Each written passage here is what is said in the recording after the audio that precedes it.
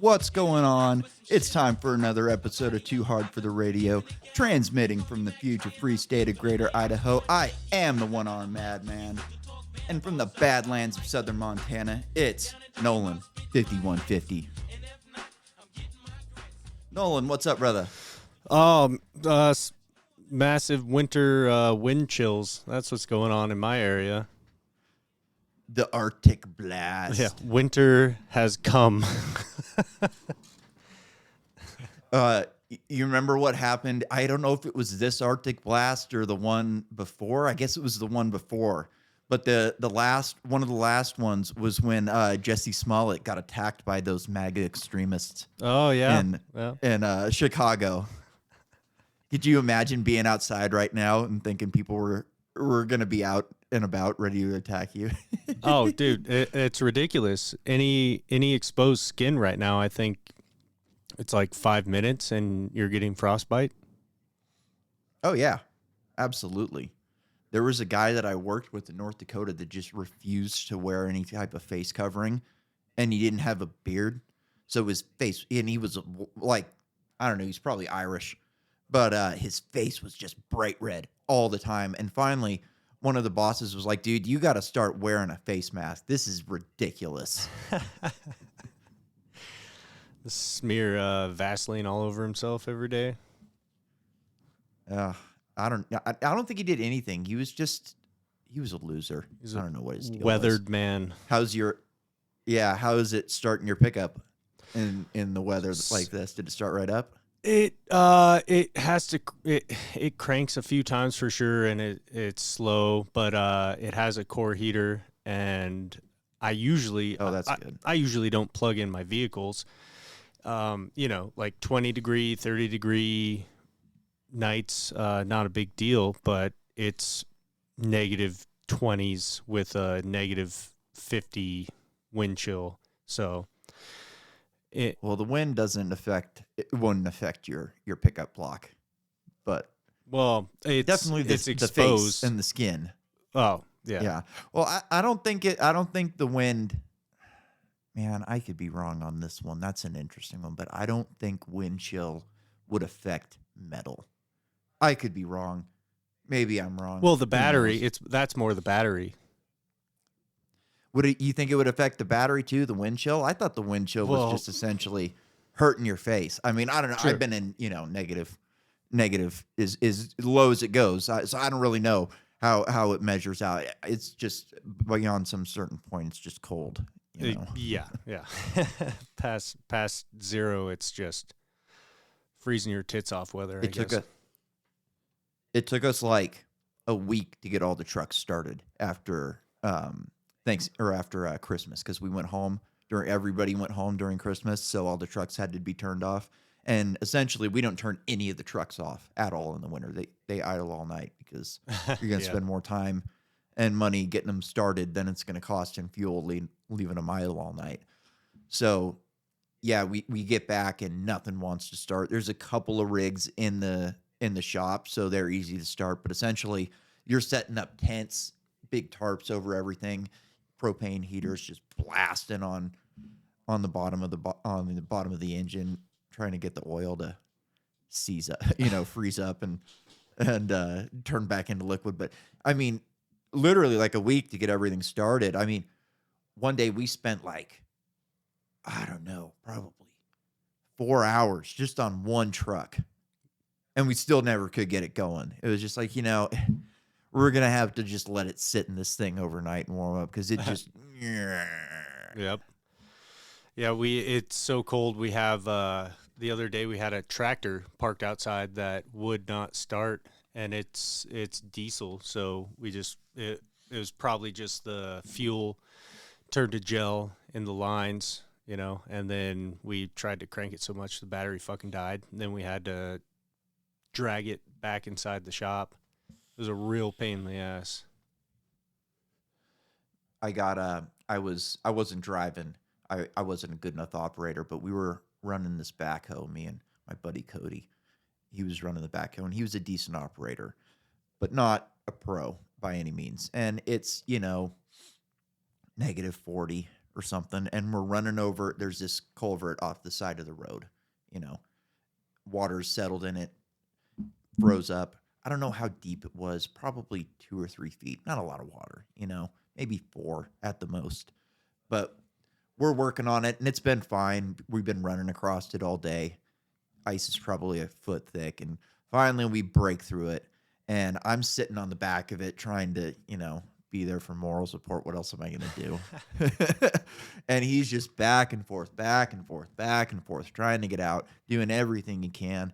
And after I don't know, probably an hour, we're freezing. And he finally calls the underground guy, and he's like, I need your help. You got to come and get this thing out of here for me. And he comes and he gets that thing out in 10 seconds. We're just like, man. If we would have left that, at some point that thing's there for the winter if you don't get it out on that tank of fuel, Otherwise you got to get other equipment out there to get it, but you could be real screwed with something like that. Yeah. Who knows how much it would sink. Yeah. That's the worst, man, when you struggle on something forever and then call in for help and some guy comes up and just whatever your problem is, fixes it like that. That's the worst. It was so easy too. He was so smooth right out using the arm, and I'm not an operator, so I couldn't even describe exactly what he was doing, but it was just so fast, so easy. How do you miss that? How do we? And Cody was, he was just like, I don't know how I missed that. And as soon as he saw him do it, he was just like, oh, that's what I should, right away, he knew what was going on. It's almost like, if you're working on a bike and then some master tech comes over and goes, hey, if you loop this around here and pop that out this way, you get a lot more play in this line up at the clutch. It's not stock, but this is a better way. And you just go, oh, how did I never see that? Oh, yeah. It happens all the time, man. That's the benefit of getting a fresh set of eyes on a problem. Sometimes you just get frustrated and whatever, and you just miss that tiny little simple detail and fuck yourself. Yeah. And a lot of times working in a shop atmosphere, you don't have the luxury of stepping away for a while. Yeah. Sometimes. Which sucks. Because with bikes, a lot of times you need to step away for a little bit and let it, otherwise you start throwing wrenches and shit. Yeah. Yeah. Me, I get frustrated and then I start breaking shit. So I'm pretty good when I sense myself getting pissed off or frustrated. I'll just say fuck it and I will walk away for 5 minutes or whatever. But there's that ability to figure out between, whether you need to just start hitting it harder with a bigger hammer or you need to step away for 5 minutes. So yeah. Start stripping bolts and breaking shit and start drilling and tapping, and it's just like, making my life miserable. I'm sure in the modern day and age, throwing a wrench in the shop is probably pretty frowned upon. Well, I mean, maybe in New York or LA or I don't know, Portland, maybe that's frowned upon, but so you can huck a wrench every once in a while and your boss ain't gonna care. Yeah, you gotta blow off steam somehow, right? Those things, Craftsman has a lifetime guarantee, so you just toss it, and if it breaks, it breaks. Yeah, I've broken so many bolts and so many tools and stripped out so many things, and it's just, you just end up being in this downward spot. I got a really cool book for the little brother for Christmas. I got him a race tech suspension guide, or the Bible, the race tech suspension Bible. It's like a 2-inch thick book. They go through everything. They've got definitions for, if it does this, it's a slice, or it's a chop. Was it doing this? Is it doing that? You refer to this section, refer to that section. They've got in the back, and I'm sure you remember this. I was trying to test suspension for a while, where I go out with a stopwatch and a book and try and twist this and crank that and drop it down, suck the fork tube. And I never knew what the fuck I was doing. My bike, I would get some suspension guy. I'd get one of the Pro Circuit guys to set it for me, and then I'd just ride that on everything. And, some guys do that even in the pro classes, like actual pros. Some guys are good at, they just get one suspension setting and they just roll with it the entire season unless something goes wrong. Yeah. Sometimes those are better. those are typically the guys that don't know anything about bikes, in my opinion. Yeah, but I think the guys who, if you can, it's kind of like one way, half dozen the other. If you can get suspension settings that work for you, and then it's in the ballpark enough to where you can ride to those settings, you know what I mean? You will get limited eventually, and you should but you run into problems. Fine-tune. Yeah, especially like you're getting a new bike every year, and the bike's going to be a bit different. Things are going to be a bit. You might be able to throw your same forks and shock on it from the year before. You might not. And the problem is when, like, I know there's a guy named Justin Cooper who they had problems. I don't know if there's still problems with this anymore, but I remember reading that there was problems with him communicating what was going on with the bike. He couldn't tell the mechanic what was happening in a way that translated to actually making changes. You know what I mean? Yeah, real data that could, the suspension tech could use to make adjustments. It's cutting here, it's slicing here, it's pushing in this berm. I'm getting too much play. It's live here, it's slow here. There's all these different terms that are easy to communicate with a suspension guy, and the suspension guy knows exactly what's going on. So as long as you can really communicate what's going on. But if you don't know, if you go, I don't know, I'm just not comfortable, I don't really know what's going on, it's kind of hard to be able to do anything. A lot of times the guys can just look at it and see what's going on. But when you're talking about, running these high-end factory bikes, when you're looking for tenths of a second here and there, a little bit is going to put you off a second. If you're off a second, you're not even in the top 10 anymore at some point. It's just, it's so tight. The tolerances, the guys are so fucking good now. Everybody's so good that it's just so hard to go out there and not be on your A game in every aspect of it. And you think in this day and age, they'd be able to have somebody on, maybe half a dozen drones in all the critical sections, and then be able to slow-mo replay the, dynamic tire movements, focus on the rear, focus on the front, and then the suspension tech would just be able to watch all that slow-mo, and they wouldn't even have to talk to the rider. Yeah. I was watching Gas Monkey Garage on YouTube the other day, and they built this Ford GT that did 310 miles an hour, fastest street car. It's got a plate on it. Fastest street car ever. First car to break 300 miles an hour. Wow. And man, they had half a dozen guys down there on computers plugged into that thing. They're looking at where's the boost. They were bleeping out all the boost numbers that they were putting. They were saying, we're giving it. You couldn't tell what they were actually saying because they weren't about to. And good for them, Smart. But man, it got me thinking, like, electric bikes are going to really suck because it's going to take all the fun out of it. You're going to have, it's going to be communism.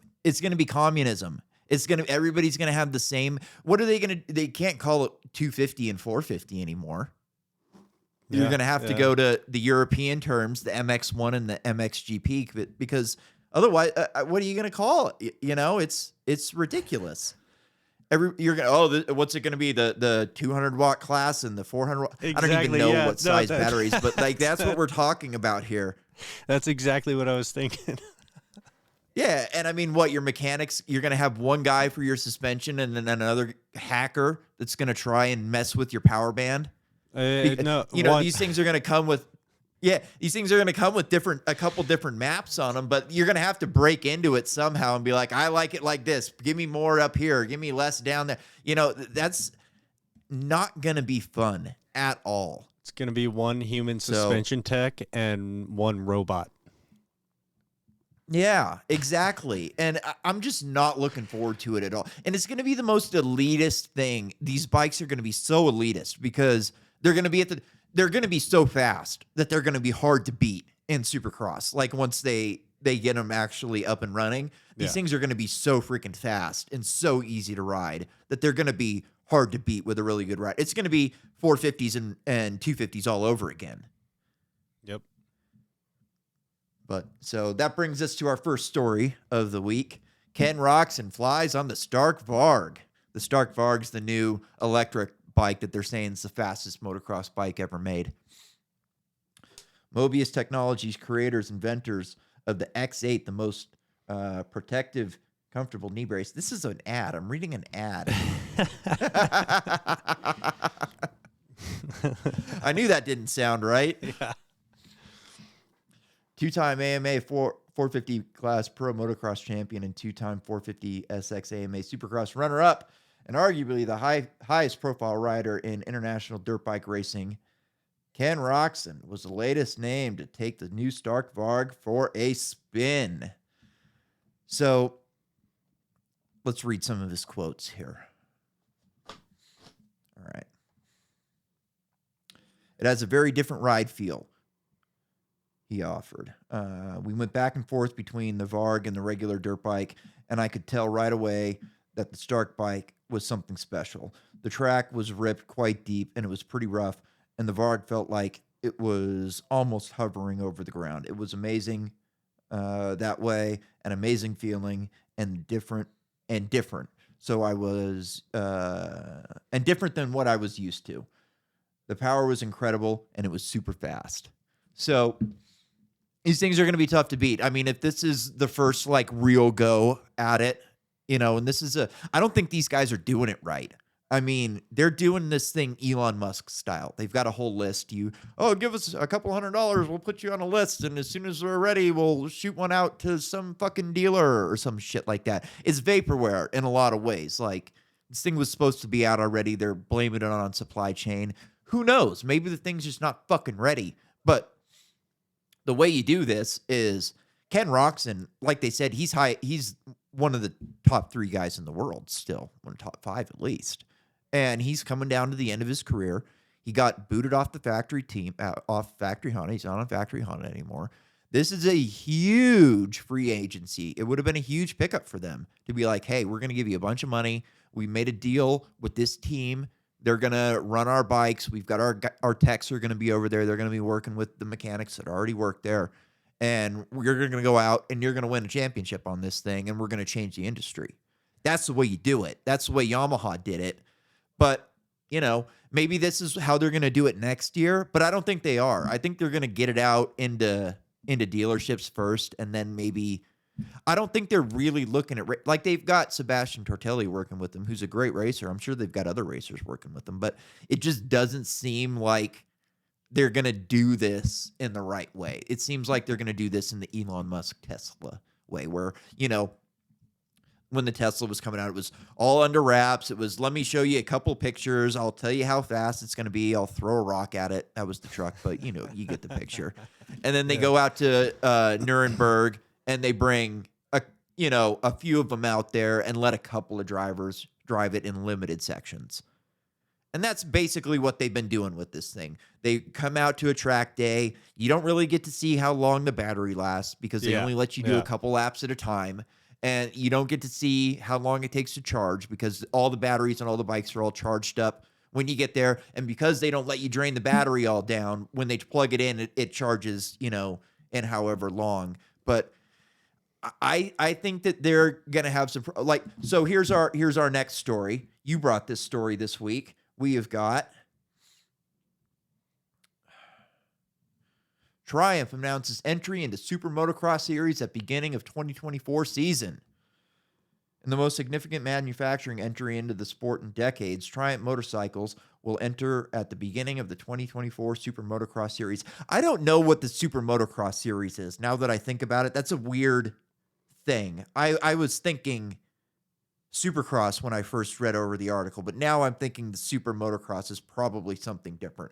I see they're going to be in the Monster Energy World Championship, so that is a Supercross race. Okay. But you know, let's go down here. Triumph has tapped 7-time AMA 450 motocross national champion and 5-time AMA Supercross champion, 450 class champion, Ricky Carmichael as the company's global road ambassador to help achieve the vision they are seeking. So they're doing this big. That was their release. Hey, we've got the man in here. Y'all know that he could still get top 10s if he wanted to. Like everybody knows if he decided to get up and start training right now, dude, I don't know. I would bet money he could podium in at least Supercross if he wanted to at this point. Yeah. I mean, Dungey almost podiumed in outdoors last year. I don't know. I'm really curious about that. I haven't seen any pictures of these bikes, but me neither. I watched the YouTube video, like I told you, and Carmichael was saying they brought him on in I think 2018, maybe 2017 or something. Like this has been in the works. Oh, really? He's been on a while. Huh? This has been in the works for 6 years or something like that. But with COVID and everything, obviously, like everybody else, it got sidelined and railroaded a little bit. But it's really kind of interesting. I don't know. It is an interesting move. Something tells me the bikes are going to be good. I can't imagine that they're going to be bad. I don't know. My old shop was a Triumph dealer for a couple of years, and up until 2016 or something like that, I had ridden all the modern Triumphs and everything, and by far my favorite Triumph was the Tiger XCX or something like that. It was the Adventure, one of the Adventure models. It was a great bike. It handled amazing and good power. It was really, really nice. Second runner up, 675 Daytona for sure. That was a good sport bike for the money. You got Olin suspension all around, a quick shift, Brembo brakes, master cylinders. The thing was decked out from the factory, and for a decent price. I think it was 13-14 grand or something like that. How was it compared to a Jap bike? It was more, I mean, in price. For the time, well, that was part of the whole thing. It was on the low end or right in the ballpark of any 600 or way competitive pricing. Yeah, but the kicker was you got all those major upgrades with the Olin suspension and the quick shift, just high end components on a relatively nice price bike. And my thought was that they are not looking to compete with the Jap bikes. They're looking to compete with KTM. They're going to put all the nice shit on the bike. I think it's going to be probably more expensive than a Jap bike, probably competitive with KTM, maybe even a little more because people are still paying it. Yeah. So, if you can put it out. And it's interesting. I wish I could get one. I might get a bike this spring. I figure I've only got a little bit more time that I could possibly ride. I'm getting old, Yeah. And I think it'd be fun to be able to ride in a different way and not have to worry about trying to go fast all the time, do some jumps and stuff like that. Learn how to do some good wheelies and nose wheelies. I never learned how to do any of that type of stuff because it was just always time that I could be spending trying to get faster. So I just never really I can do a great wheelie just when the situation happens naturally. I can hit a bump on it and I can lift it up and go, but just in the parking lot, I suck, I'm embarrassing. I would go riding with guys in Cloverdale that sucked and they could just forever and they're making fun of me. And it's I just never learned how to do it, Yeah. It's a different aspect. But another interesting thing about the Triumph deal, I want to say it was about 8 years ago, and I don't remember the guy's name, but he was the head of Suzuki America or something like that, and then Triumph brought him on, and then that's why he got Carmichael to come on board. Oh, interesting. Yeah. Interesting. I think it's going to be a dynamite bike. I think it's probably going to be a better bike than this electric piece of shit commie bike. You know what's funny is there's this old Ronnie Mac video where he calls Ken Roxon a commie. They're like dragging him off or something. He's like, Ken Roxon's a commie. And here he is testing this commie bike. Right. I wouldn't have been surprised. He ended up going back to Suzuki, and Suzuki's got one foot out the door right now. I mean, they're not going to be producing bikes 10 years from now. You don't think so? Race bikes. Oh, Nope. yeah. Nope. They're not updating their 250s anymore. They're not updating their 450 much at all anymore, I don't think. They don't make two strokes at all anymore. Almost none of these companies make two strokes anymore. I think Yamaha still makes a 250. They might make a 125. KTM still makes two strokes, Husqvarna, but I think their Husqvarna and KTM two strokes are probably the same thing. What was I gonna say? Yeah, the one maybe they have putting all their resources into some bullshit electric bike. Oh, I mean, there's that'll take us to our next story. Livewire loses almost $370 million as investors flee, forcing Harley Davidson to pick up the tab. Ouch. Harley Davidson insisted on spinning off the Livewire brand earlier this year. The U.S. bike maker was eager to establish a separate identity from its upcoming electric motorcycles, but it was also eager to secure funding for its new EV brand, doing so through the special purpose acquisition, SPAC, in lieu of an initial public offering. The plan has become costlier than Harley could have hoped for. Now that the Livewire funds are being... I just got an ad. Get out of here. Now that the Livewire funds are being funneled out of the company by investors to the tune of $370 million. It's hardly been over a month since Livewire went public by merging with AEA Bridges Impact Corp. That sounds like a really shady company right there on September 27th. But the initial investors who propped up the EV maker with $400 million in investments per ride apart has withdrawn $370 million and left the company with just a tiny fraction of its startup funds. It's a big loss, which comes on the heels of Livewire falling short of projections by $251 million. It was expected to get an influx of $545 million by going public and selling shares, but instead only $294 million. So I think somebody really pulled a big fake business scam on Harley Davidson here. I think somebody came in, got them all jacked up. We're going to make this EV. We're going to get all these BlackRock fundings, and we're going to make this big company and sell EVs all over the world because we got to get rid of the two strokes in India and the Middle East and China because they're polluting everywhere. So we're going to sell these EVs everywhere. They get them to go public, and they just yank all of that money right away. It smells like a sour ESG score to me. That's what I'm saying. Somebody didn't want to. We're going to get all this BlackRock ESG money. We're going to build this huge company based off this bike that everybody obviously loves, right? Yeah. Yeah. How many bikes do you think Harley has sold? Livewires. The Livewires? Globally?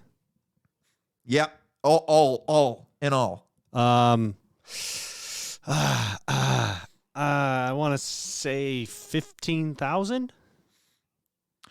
The reports also give us a better look at how many Livewires were actually sold during the 33-month period.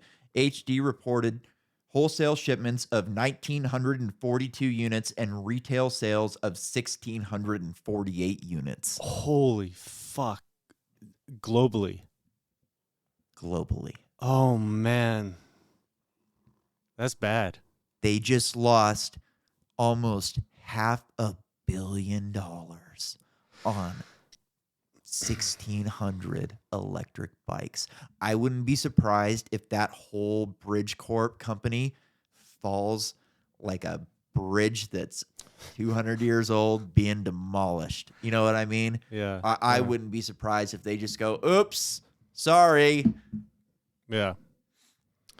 That's brutal. I mean, That's what a brutal, nightmare, man. right? Well, That's fucking brutal. They didn't even sell all of the ones that were shipped out. That's crazy. Me and you, when I came and visited you, we saw like that dealership had what, like 4 or 5 live wires? Something like that.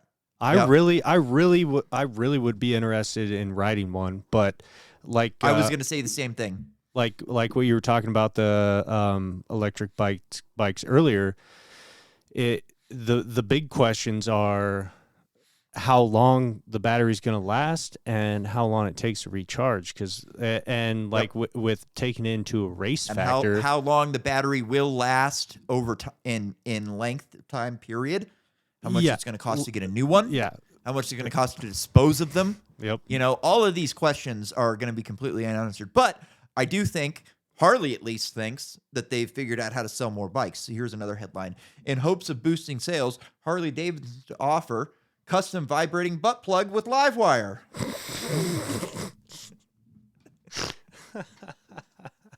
Fuck. So it's a rolling butt plug charger. Maybe they can set it up like South Park, where it does the go with left turn, Clyde. What's the slave? What's the biker? The gay Mr. biker? Slave. Yeah, Mr. Slave. Yeah, Mr. Slave, dude. you'd love that. Mr. Slave's Livewire. That sounds like a nice kid's book. Mr. Slave's Livewire. Family friendly. Oh, man. You know, I missed this one during the dirt bike section that we just did, but here's a clip from my science book that just really got me fired up. Let's see. Where's it start? I don't want to read the whole fucking thing.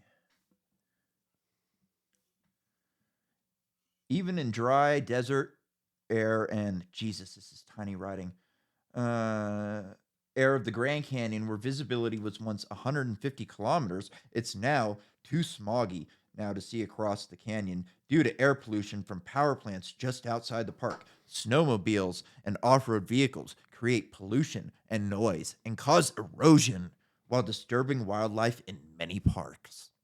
And then they've got a picture of a quad running through a puddle. And I go, erosion? So what? We're moving dirt from one place to another place? I mean, what the fuck are they talking about? Erosion. It's dirt. I can't, it drives me nuts the way these fucking leftists talk about resources. They talk about resources like we just destroy things and then they're gone forever. Oh, this quad came through and then ripped a big hole in the ground and now it's just destroyed. Yeah. Gone forever. It's fucking dirt, man. It went over there. It'll wash back in next time it rains. It's not getting shipped off planet. What the fuck is wrong with you? Cause noise? We're in the mountains. We're out in the middle of fucking nowhere. Causes noise. Kiss my ass. I'm so sick of these people. And the problem is I had another thought about this. You know, CARB, we've been at CARB since the beginning of this show. CARB is like the Federal Reserve. The Federal Reserve, you've got your 10 heads of the Federal Reserve. They set monetary policy for the entire country, which then affects the entire world. CARB has 12 governing board members, same thing as the Federal Reserve. They set policy for all of California and by that extension, you know, the United States and the world, because they've caused bike manufacturers in Japan and Europe to build completely different bikes. And as we just discussed, two strokes are almost non-existent at this point. Yeah. The war on dirt bikes, man, they're really just at us. And, you know, I had another thought about, I think I really know why they have such a hard-on for dirt bikes. It's not the environmental stuff, although that is a big part of it. I think they just really hate anything that promotes individuality.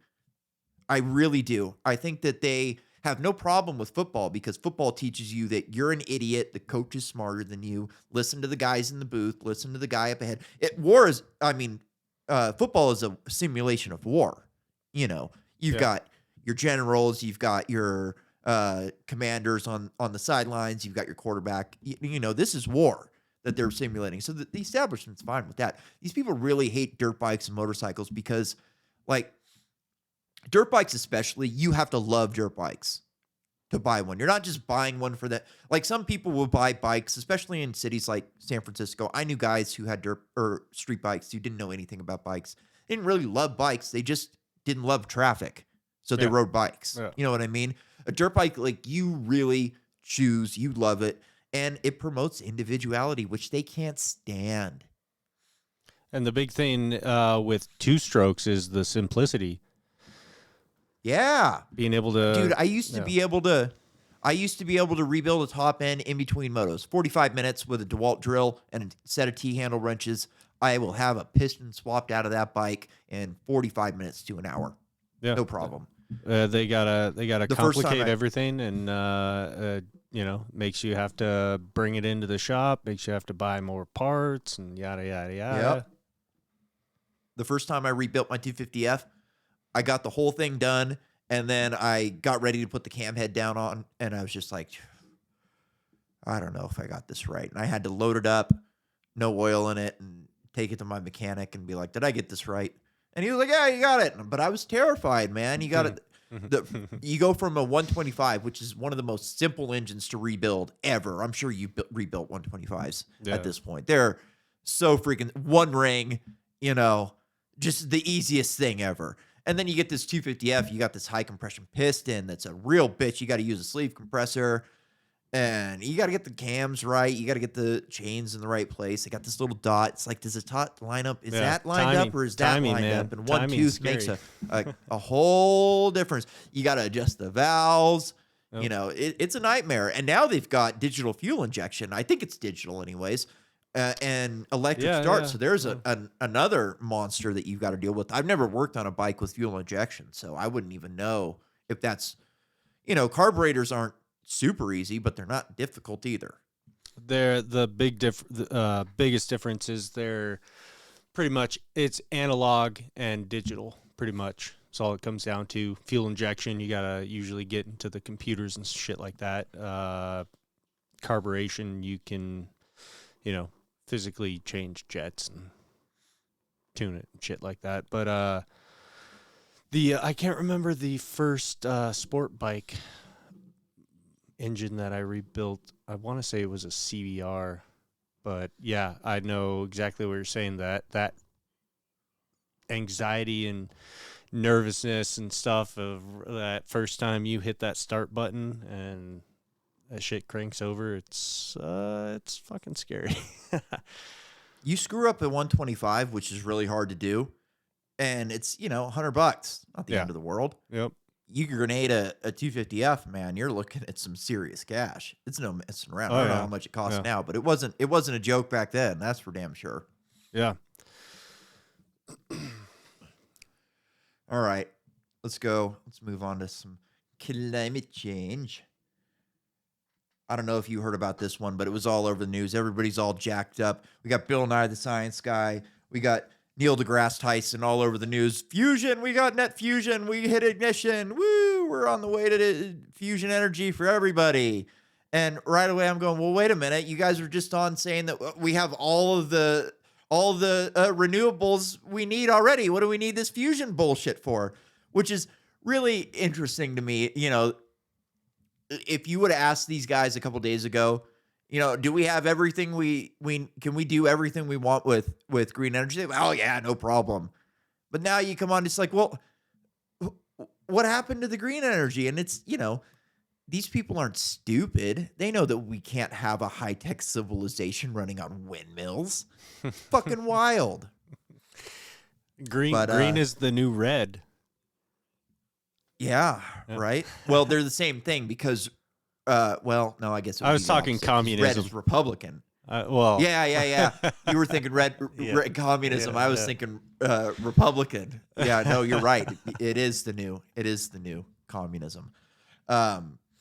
Nobody reported on this at all. I had to find a video on YouTube to find the real story. But I know the real story because I've been following this. And luckily, we've been covering fusion since the beginning of this show, so we're not just jumping on the bandwagon, on this big announcement. It is a big deal, but it's also not a big deal, and I will tell you why.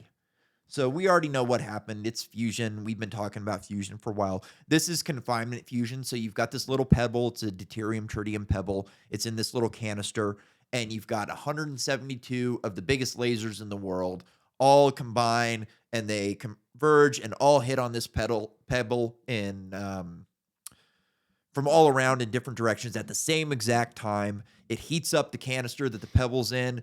You get a bunch of X-rays that bombard the pebble, and then you get a fusion reaction. All right. First thing, this thing was never built to be a working power plant. There is absolutely no plans on the board to make a fusion power plant with lasers. It's just not something that they're looking at. This thing was built to test nuclear weapons. This is how you test a nuclear weapon, a fusion bomb, a hydrogen bomb, without actually blowing up a bomb. So essentially, as the guy on YouTube put it, and I think he put it best, this is a cool result to an interesting experiment. That's it. Like they got a cool result. They showed that we can get more energy out. But as we go down, let me see if I can find this. This was a long article. Yeah, I'm not going to be able to find it. But essentially in this article, this chick goes, it also depends on their calculation for ignition. So essentially, these people they're saying this is what we have to get to reach ignition. But who knows what's actually included and not included in that? Like, is the energy required to make the pellet included in that? We don't know. They're setting the rules to their own game.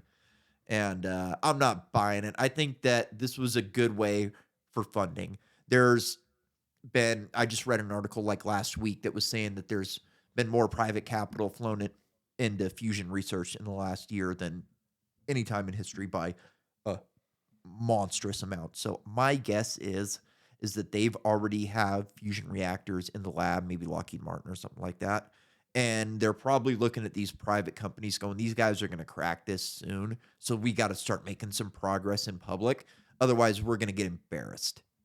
Yeah. They either already have the technology and they're just slow rolling it out, or somebody else has it and they're just trying to bluff and say that they do too. I don't think it's about slow rolling it out. I think it's about these huge projects that are worth so much money that they can go, oh, well, let's just let them do these projects, even though we already have one in the basement down here. We'll show ours after gotcha. they, Yeah. You know what I mean? Yeah. So it's just a money pit. It's money laundering. This is how we're going to steal more money from the taxpayers. That is my thought on this thing. Here's a question from my book. The radioactive uranium in nuclear power plant is held in a fuel assembly. The fusion reactions are slowed while needing to use when needed using control rods. So they're so dumb. This whole section was on fission reactions, fission plants, and they say fusion. They're so dumb that they can't even catch their own freaking mistake in their own science book. They leave it to a lineman to catch the mistake in the science book. That's where your money's going, folks. To these fucking idiots who can't even get a question in a science book right. How wild is that? Could you imagine like writing a science book and then getting an email from a lineman being like, yeah, you fucked up here? Well, there's a difference between just a simple typo and whatnot, but depending on the It's not a typo. Yeah. Depending on the degree. It's not a typo. It's the exact opposite. It's the inverse of what it's supposed to be. It's supposed to say fission. They said fusion. Fission is separating atoms. Fusion is combining them. But isn't that one letter off?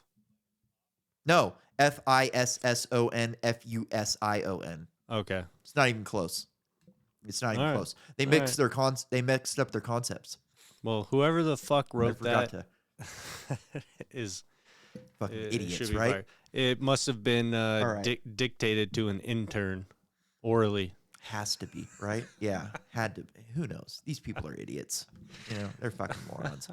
Kamala Harris has a law degree from some fucking Ivy League school. That's, what we're getting. All right. I've got a bunch more stories on here, but I forgot to take nose spray before we started. So we're just going to move on to our last story of the night.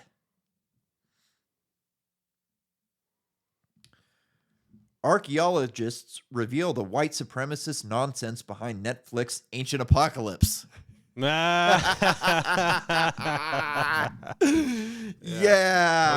Okay. That's fucking good, right? Yeah. He was right. When I was watching that, I was like, man, they're not even going to pay attention to this thing.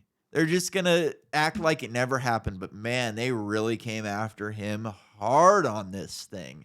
What did you think about the...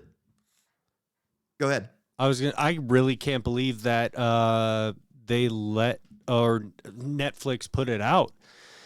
Something like that, you would think that he would just have to go rogue and just put it out for free on YouTube, not have an actual major streaming service put that out. Well, there's actually one piece of useful information in this article, and it's right here. So why is this on Netflix? Lots of people are asking that question. Stuart Hertag, writing for The Guardian, provides one possible explanation. If you don't like Hancock's story about the superintelligent advanced civilization being wiped off the face of the planet, here's another that might explain how. Netflix gave the green light to Ancient Apocalypse. The platform's senior manager of unscripted originals happens to be Hancock's son. Hell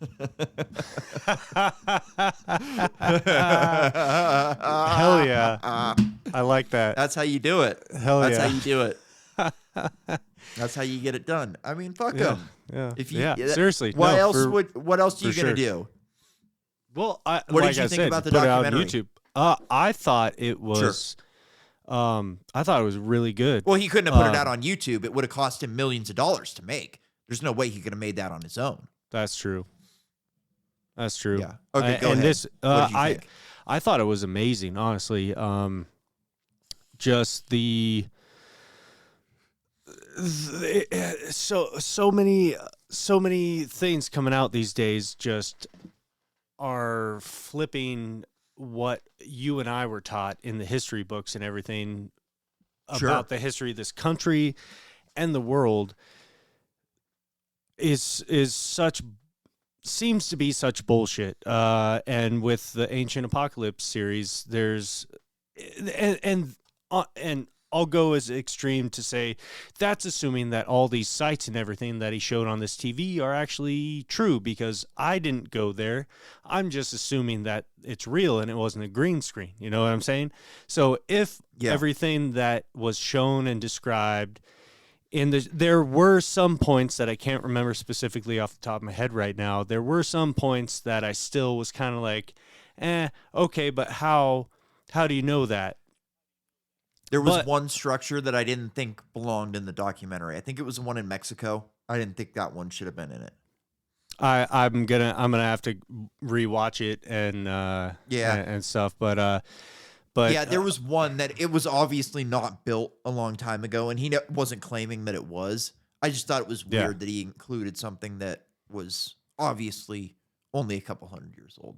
I thought the documentary was boring.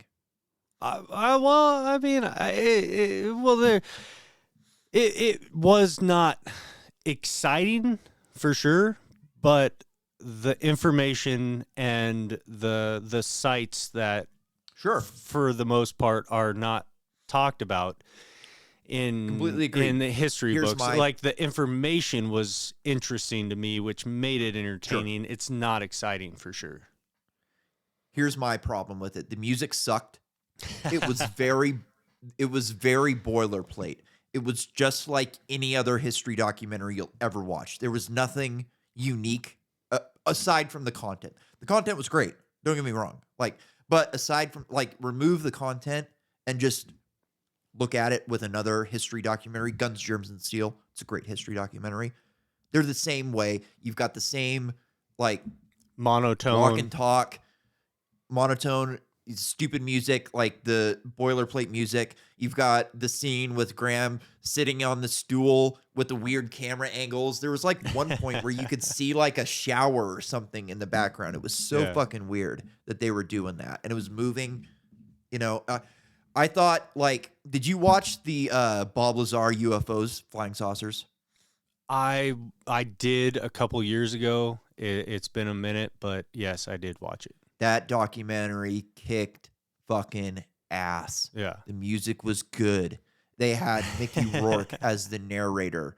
Like, it was punk rock, man. It was in your face. It was, I'm going to fucking make you think.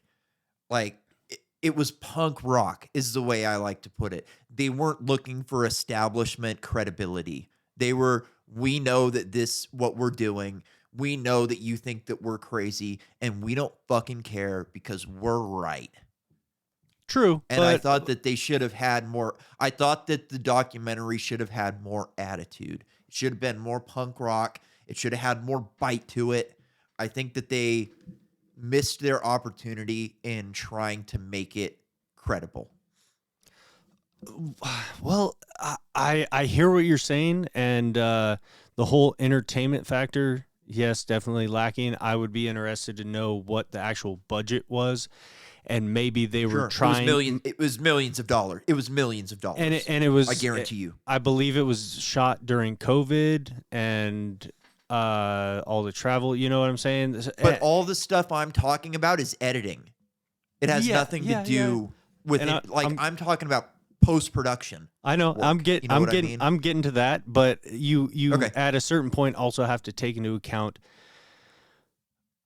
is this an educational docuseries, or is this supposed to entertain people? And while I completely agree with and understand what you're saying, that missed that little pizzazz, that little flair, but I feel like both. I feel like the at a certain point it was kind of like just a dry history book, which sucks a little bit, but for me, I feel like I'm able to retain a lot more and absorb a lot more of the information and stuff that's happening when I don't have all those flashing lights and all the fancy music and stuff like that. It I'm not even looking so much for that. I don't know. It just, to me, it didn't have it. Like, sometimes you're just looking for it. You don't know what it.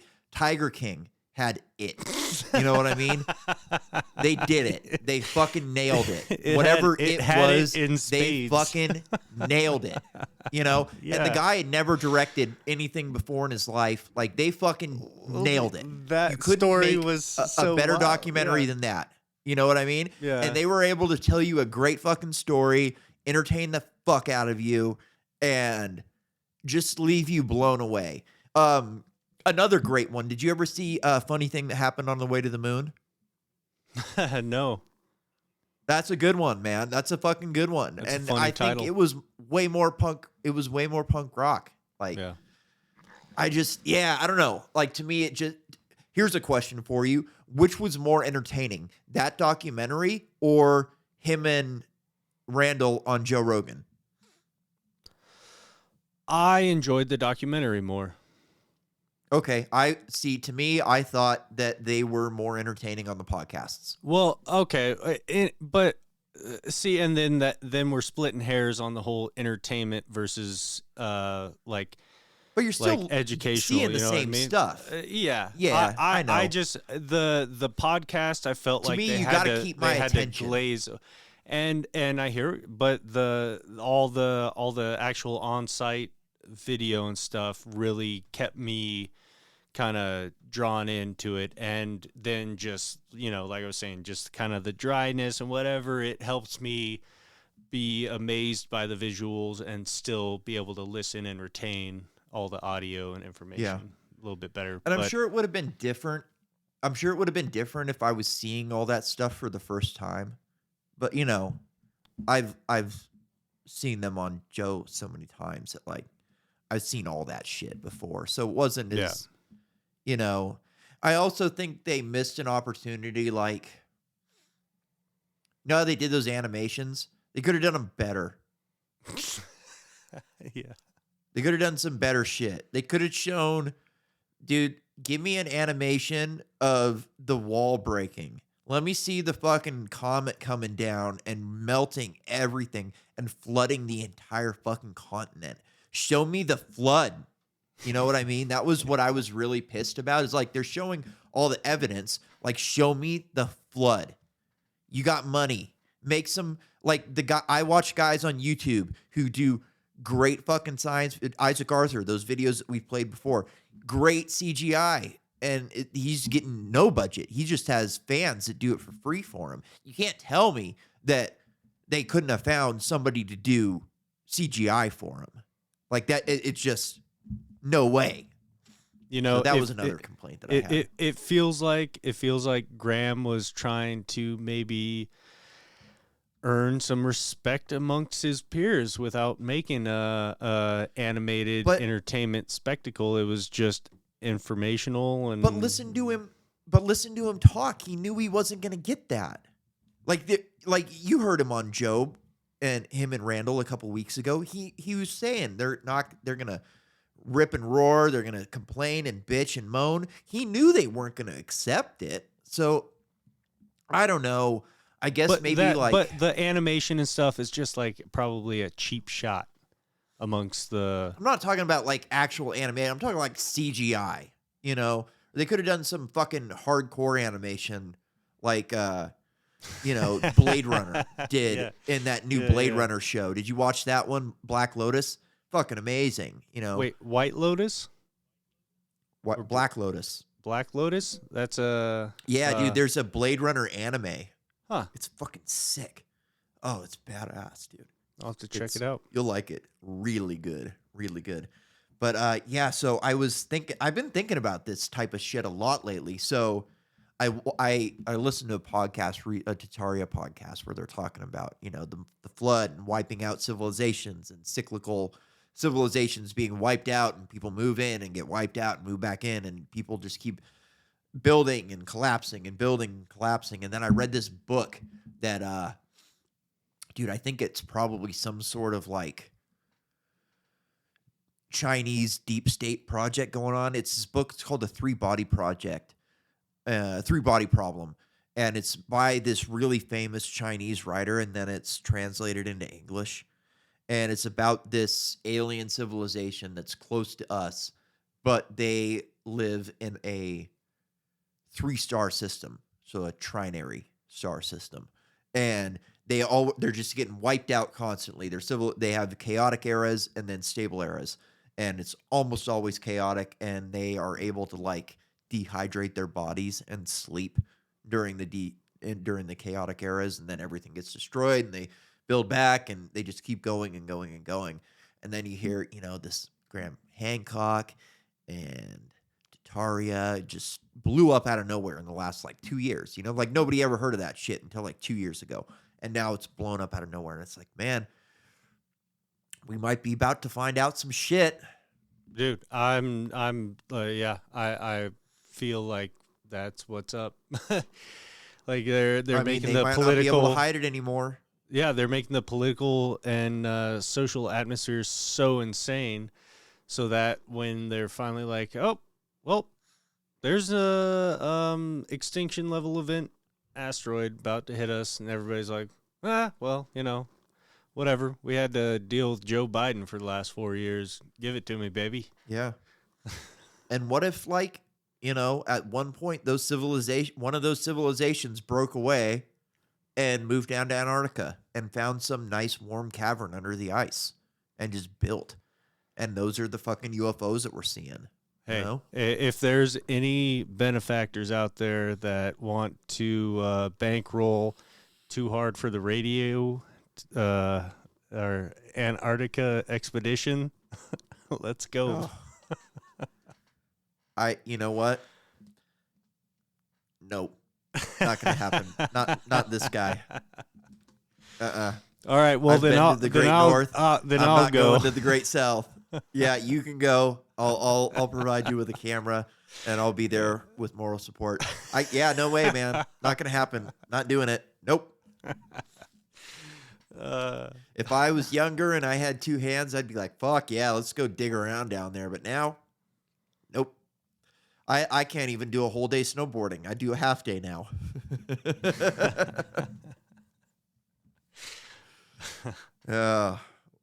Yeah, I don't know, man.